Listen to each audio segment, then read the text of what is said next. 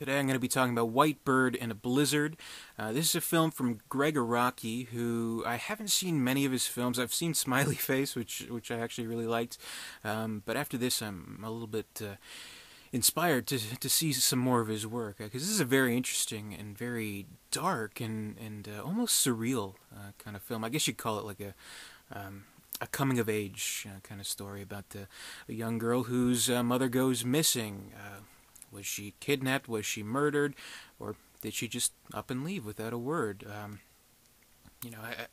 As it kind of moves along with that kind of coming of age mentality and sentiment to the movie, perhaps some things in life just disappear. There's no real reason to it.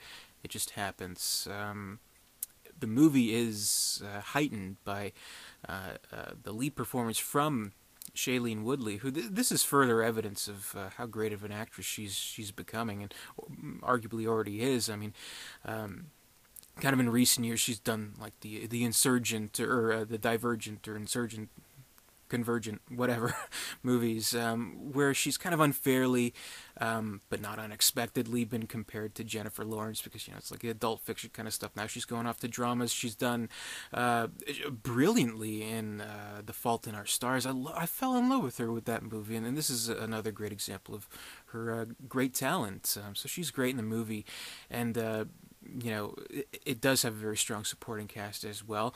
Some characters work better than others. Like, there's kind of a subplot with Tom Jane. He's playing like a detective, where he's kind of like a iffy kind of character, and kind of the plot with him gets a little weird. She does have like a friend base in Two Friends.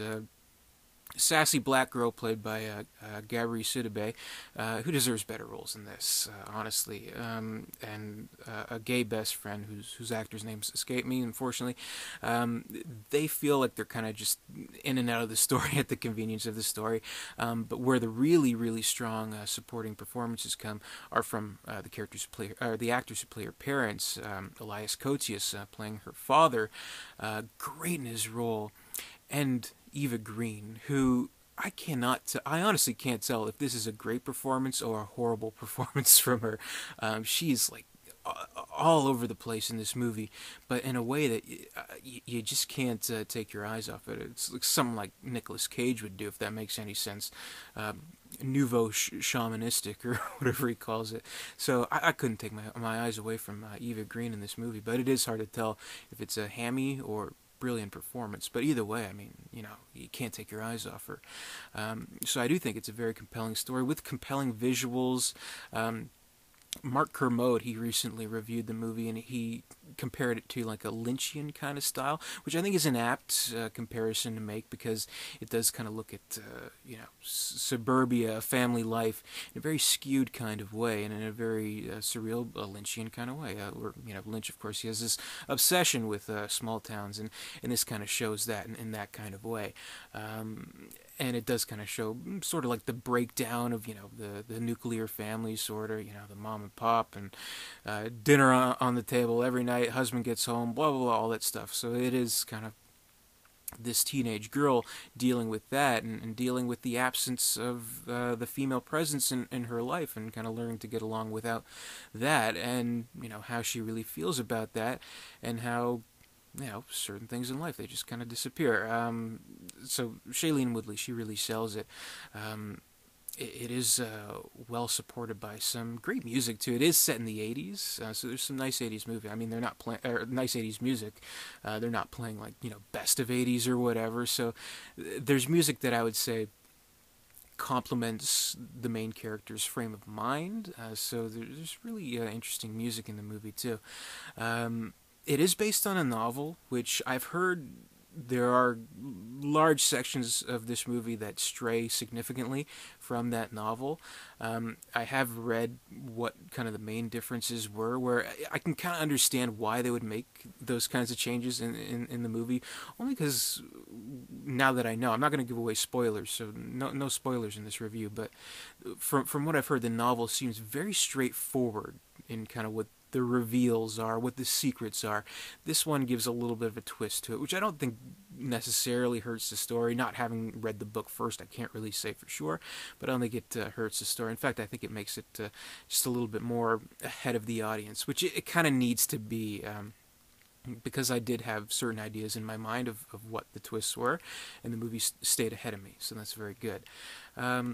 So, yeah, I would recommend the movie. I thought it was compelling. It's flawed. It's not perfect. There were certain aspects to it that didn't quite work, certain characters that didn't quite work, as I mentioned, but it's well worth watching. I'd rate White Bird in a Blizzard 3 stars out of 4. Greg Araki has a very distinct style, very surreal, very dark, and not without its sense of humor as well. Shailene Woodley is great in the lead role, and I think we're going to see some even greater things from her in the future. So keep an eye on her. She's a lot more than, you know, the young adult fiction dystopia star. She's has some good things coming. So that's my review. If you like this video, give me a thumbs up.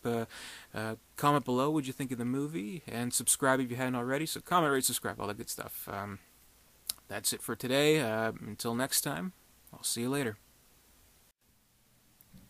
Whoa, whoa, whoa, wait a minute.